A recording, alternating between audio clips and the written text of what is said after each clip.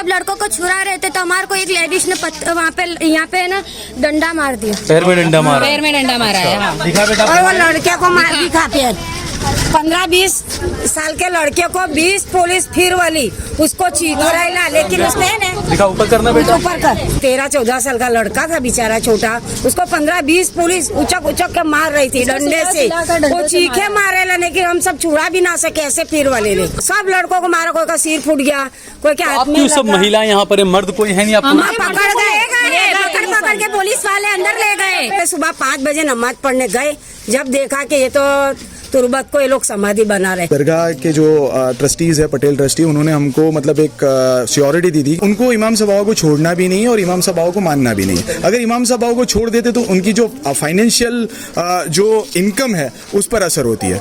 हाँ, ट्रस्ट का सुना मैंने कि किराया भी बहुत आता है, प्रॉपर्टी भी बहुत ज्यादा, काफी सारी प्रॉपर्टीज है। कमोबेश मैं फाइनल आपको तो नहीं दे पाऊंगा आंसर कि कितनी है, लेकिन कमोबेश 1600 करोड़ के आसपास की इमाम साहब संस्था ट्रस्ट की प्रॉपर्टीज आती है। इमाम साहब के जितने फॉलोअर्स हैं उसको सतपंथी कहा जाता है।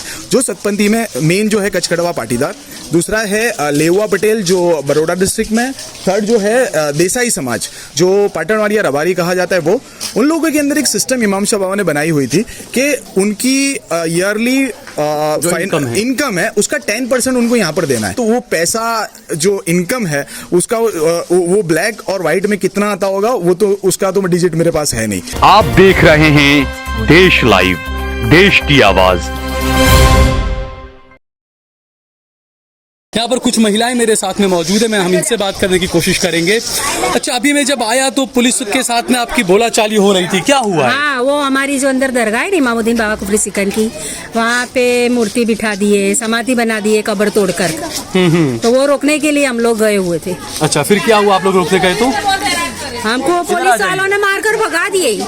आप लोगों को मारा? हाँ, हम लोगों को मारा, सब हमारे जेंट्स को मारा, छोटी बच्ची को मारा। देखो ये लड़की को महिला पुलिस ने तो डंडा मारा। इस बच्ची का क्या भागेगा, इस बच्ची का क्या भागेगा? हाँ, क्या हुआ बेटा? हम वहाँ पे जा रहे थे, सबका बहुत ज्यादा झगड़ा हो रहा। एक अंकल को तो पूरा सुला के मारा और किसने मारा? किसको मारा? पुलिस ने मारा। हमारे गांव के सब बॉयज को पुलिस वालों ने मारा और हम वहाँ पे सब लड़कों को छुरा रहे थे तो हमारे को एक लेडीज ने वहाँ पे यहाँ पे ना डंडा मार दिया, पैर में डंडा मारा, पैर में डंडा मारा है। हाँ। दिखा बेटा। और वो लड़के को मार दिखा फिर 15-20 साल के लड़के को 20 पुलिस फिर वाली उसको चीखोराइला, लेकिन उसने दिखा, ऊपर करना बेटा, ऊपर कर। अच्छा, ये ऊपर कर बेटा, एक मिनट और ऊपर कर बेटा। ये देखो जामा पड़ गया, ये फोटो पाड़ो, फोटो पाड़ो बेटा। छोटे बच्चों पे थोड़ी अत्याचार कर सकते हैं, देखो पुलिस वालों की ऐसी थोड़ी 20 साल का लड़का था भाई साहब, 20 क्या साल नाम है का बेटा? लड़के को मारा। मेरा नाम है सैयद जैनी ज़हरा मुश्ताक अली। अच्छा, क्या उम्र कितनी है तुम्हारी? मेरी उम्र 14 साल की। 14 साल की है आपकी उम्र। हाँ, क्या बोले? हाँ, 13-14 साल का लड़का था बेचारा छोटा, उसको 15-20 पुलिस उचक उचक के मार रही थी डंडे से, वो चीखे मारे, लेकिन हम सब छुड़ा भी ना सके ऐसे फिर वाले ने गोल अभी इसको जेल में ले गए, पूर दिया इसको जाके। और हमको यूं बोल तुम बाहर जाओ, हम तो शांति से बैठे थे कि भाई हमारी दरगाह थी, उसको तुमने क्यों समाधि बना दी? तो इतना ही बस विरोध था। सब लड़कों को मारा, कोई का सिर फूट गया, कोई के हाथ में सब महिलाएं यहाँ पर है, मर्द कोई है नहीं आपको? पकड़ के पुलिस वाले अंदर ले गए, वो सामने वालों को नहीं ले गए, उनको जो गुनहगार वो थे उनको नहीं ले गए, हमारे सब मर्द जिन्होंने मजार या कब्रें शहीद की उनको नहीं ले गए? नहीं, उनको किसी को भी नहीं ले गए, हमारे सब मर्द अंदर है। तो फिर हम तो यहाँ पे रुकेंगे ना। देखो मेन तो 3 डब्बे पूरे भराए बड़े। कितने लोग होंगे एक डब्बे में? कितने हैं भाई साहब? होंगे 100। डब्बा यानी जो पुलिस की गाड़ी जो आती है, बड़ी जो गाड़ी होती है उसको गुजराती में डब्बा कहा जाता है। एक गाड़ी में कम से कम 35-40 लोग आ जाते हैं। और भाई साहब मेन तो प्रॉपर्टी बनती है ना, देखो हमारी मस्जिद पे भी लोग स्टे लाए और उनकी मिल्कत पे भी स्टे लाए। हमारा लाने के बावजूद हमारा काम बंद है, हमारा काम बंद है। बावजूद वो लोगों ने रातों रात काम किया। जब हमारे वाले सुबह 5 बजे नमाज पढ़ने गए, जब देखा कि ये तो तुरबत को ये लोग समाधि बना रहे। फिर अपने वाले कुछ तो बोलेंगे ना। कहाँ गए नमाज पढ़ने, अंदर गए? ये मस्जिद में यहाँ पे देखो, यहाँ पे नमाज पढ़ने गए तो देखा कि कान बोले अपने यहाँ स्टे है, उनके वहाँ स्टे है, फिर भी क्यों काम चालू है? स्टे होने स्टे है, के यानी बावजूद भी ये लोग काम चालू करे तो इनके स्टे होने के बावजूद हम या वो काम नहीं कर सकते, तो फिर ये किस तरह काम करता? और ये करा नहीं, ऐसे भी अंदर बहुत सारा कंस्ट्रक्शन चालू ही है, स्टे होने के बावजूद भी इनका कंस्ट्रक्शन चालू ही है।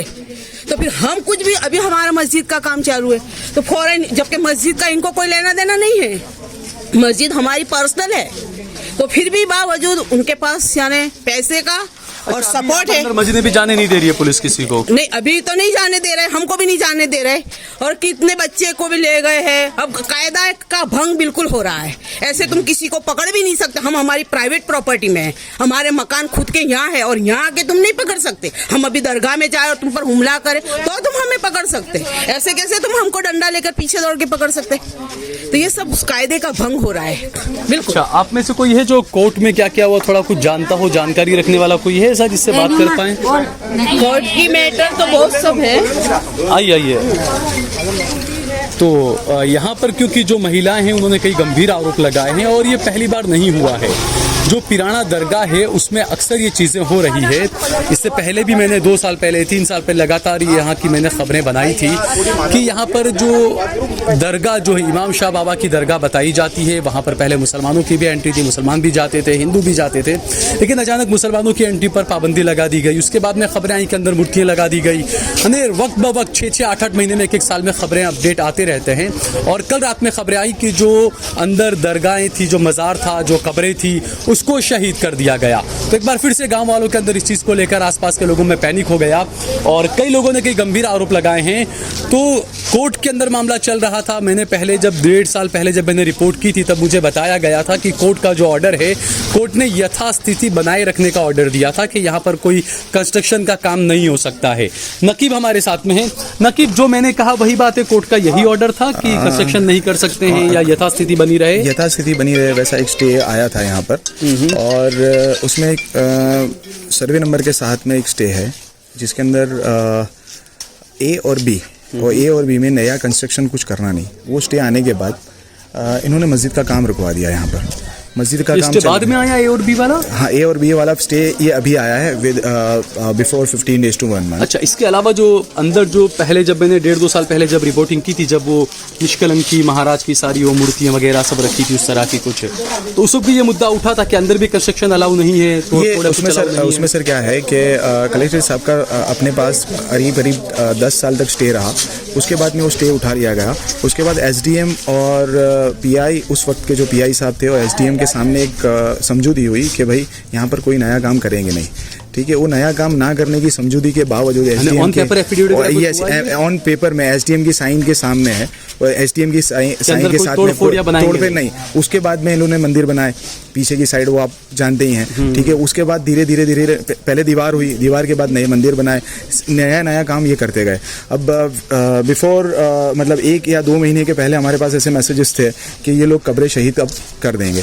तो वो कब्र शहीद के जो मैसेजेस थे उसके लिए अपनों ने एसपी साहब और पीआई साहब को जाकर एप्लीकेशन राइटिंग में दी हुई है। दोबारा कोर्ट में नहीं गए आप? दोबारा कोर्ट में हम लोग जा चुके हैं। ठीक है, और जो PIL भी फाइल की हुई है, पेंडिंग है। और दूसरा ये कि अपनों ने जाकर एसपी साहब और सौचेटा साहब जो PI थे उनको जाके एप्लीकेशन भी दिया कि हमको खतरा लग रहा है कि हमारे जद की कब्रों को ये तोड़ देंगे। तो सौचेटा साहब ने, जो PI साहब थे, उन्होंने 3 दिन यहाँ पे पुलिस प्रोटेक्शन रखा, और दरगाह के जो ट्रस्टीज है, पटेल ट्रस्टी, उन्होंने हमको मतलब एक श्योरिटी दी थी कि भाई कब्रों के हर्षद पटेल और जितने दूसरे भी जो 7 ट्रस्टीज हैं, उन्होंने हमारे 3 जो सैयद ट्रस्टीज हैं उनको एक टोटल 10 ट्रस्टी, इसमें 7 हिंदू हैं और 3 मुसलमान हैं। जी देखिए सर, ये इसका एक पूरा 1931 के अंदर एक एडमिनिस्ट्रेशन एक बॉडी बनाई गई जिसके अंदर 7 ट्रस्टीज, 5 ट्रस्टीज जो थे वो पटेल कच्छ कड़वा पाटीदार समाज के लोग थे और अलग अलग समाज के पटेल लोग थे। उसके बाद 2 मोमिन समाज के थे और 3 ट्रस्टीज जो थे वो सादात थे, जो इमाम साहब बाबा के डिसेंडेंट है। ठीक है, जो हमारे 3 जगह पर जो सादात हैं उनको उनको रिप्रेजेंट करते हैं। वो 1931 से ही है। और ये जो सतपंथी जो है वो अभी हिंदुइज्म अपने आप को वो हिंदू कहला रहे हैं, लेकिन अभी तक वो ना मूर्ति पूजा करते थे। उनके घरों में और उनकी हर जगह पे उनकी कब्रें होती थी। वो वन टाइप ऑफ इस्लाम को ही फॉलो करते थे, दफनाते ही थे, तो वो ही फॉलो करते थे। लेकिन अभी उन्होंने मतलब 92 के बाद और ये 2002 के बाद घर वापसी नाम दिया गया उनका। एग्जैक्टली। तो घर वापसी का जो सिस्टम चला उसमें खुद तो घर वापसी हो गए, तो हमको कोई प्रॉब्लम नहीं हो। उनकी सबकी मतलब मर्जी की बात है, जिसको जो धर्म फॉलो करना हो। लेकिन इमाम साहब बाबा रोजा संस्था ट्रस्ट, इमाम साहब बाबा एक सैयद औलिया कामिल हैं। उनकी एक कुफरे शिकन उनका लक़ब है। उनके यहाँ कुफरा होता गया, उन्होंने कुफरा बढ़ाते गए। अब वो उनका रीज़न वो था कि उनको इमाम साहब बाबा को छोड़ना भी नहीं और इमाम साहब बाबा को मानना भी नहीं। अगर इमाम साहब बाबा को छोड़ देते तो उनकी जो फाइनेंशियल जो इनकम है उस पर असर होती है। हाँ, ट्रस्ट का सुना मैंने कि किराया भी बहुत आता है, प्रॉपर्टी भी बहुत ज़्यादा, काफ़ी सारी प्रॉपर्टीज है। कमोबेश मैं फाइनल आपको तो नहीं दे पाऊंगा आंसर कि कितनी है, लेकिन कमोबेश 1600 करोड़ के आसपास की इमाम साहब बाबा संस्था ट्रस्ट की प्रॉपर्टीज आती है। टोटल प्रॉपर्टीज है मेरे पास। उसका फाइनल मतलब मैं कंफर्म आपको नहीं डिजिट नहीं बता सकता, लेकिन कंफर्म मतलब इतना तो उसके आसपास में इतनी प्रॉपर्टीज इमाम साहब बाबा की। और सालाना इनकम भी कुछ होगी इसकी? सालाना इनकम में ऐसा है सर कि इमाम साहब बाबा रोजा संस्था ट्रस्ट हो, इमाम साहब बाबा के जितने फॉलोअर्स हैं उसको सतपंथी कहा जाता है।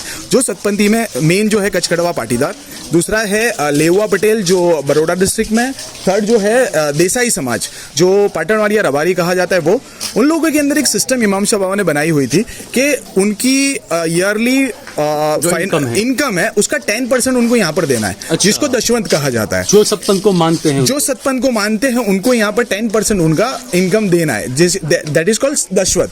तो वो दशवत अभी भी आती है। वो दशवत आप समझ सकते हो कि कचकड़वा पाटीदार कितना बड़ा समाज है, रबारी समाज कितना बड़ा समाज है। तो वो पैसा जो इनकम है उसका वो ब्लैक और व्हाइट में कितना आता होगा वो तो उसका तो डिजिट मेरे पास है नहीं, लेकिन वो करोड़ों में है। कि एक तरफ इंसाफ की लड़ाई है, दूसरी तरफ पूरा पैसों का और ये तमाम। हाँ, ये हम समझ रहे हैं, हमको यही समझ में आ रहा है, क्योंकि अगर वो इमाम साहब बाबा तरीके मान भी नहीं रहे, आज उन्होंने उनकी कब्रों को भी शहीद कर दिया, तो ये तो हम मान ही नहीं सकते। कोई इमाम ट्रस्टी आप बता रहे हैं कि मुसलमान हैं, तो उनका कुछ इसमें वो नहीं है? देखिए सर, उसमें क्या होता है कि नॉर्मली जब एक मतलब एडमिनिस्ट्रेशन की एक मीटिंग होती है हर 3 महीने में, उसके अंदर वो होता क्या है 7 वर्सेस 3 हो जाता है। अपने 3 ट्रस्टीज साथ आते हैं, वो 7 ट्रस्टीज पटेल हैं, तो वो होगा कोई भी ठहराव किया उन्होंने, उसके ऊपर साइन 7 वर्सेस 3 की हो गई, तो वो बहुमति से वो ठहराव पास करके कुछ भी कर सकते हैं। और इन्होंने लास्ट जो मीटिंग थी उसी के अंदर उन्होंने ये किया था कि भाई रोजा परिसरनी जो जगह है एमा रिनोवेट करवानो, ठीक है। तो वो हमको कुछ दहशत थी कि ये लोग कब्रों पे आ सकते हैं, इसी वजह से उन्होंने एसपी और पीआई साहब में पहले से एप्लीकेशन दे चुके हैं कि ये लोग कब्रों को शहीद करें। तो अभी कितने लोगों को पुलिस डिटेन करके ले गई है? सर अभी मैं जस्ट पहुंचा हूँ, तो जो मुझे मैसेजेस मिले हैं उसके अलावा अराउंड 60 और से 100 बच्चों पिराना पुलिस स्टेशन में ले गए। जो मेरा मानना है, क्योंकि हमारा यहाँ जो लगता है वो असलाली पुलिस स्टेशन लगता है, तो शायद असलाली डिटेन करके ले गए होंगे। हालांकि हमारे बच्चों को उन्होंने मारे हैं, 3-4 लोगों का सर फट गया है। इन लोगों ने मारा है सर, हमारे बच्चों को मारा है, बट उनको शायद उनका कोई डिटेन या अरेस्ट हुआ नहीं है। ठीक है, बहुत बहुत शुक्रिया हमसे बातचीत। जज़ाकल्लाह सर।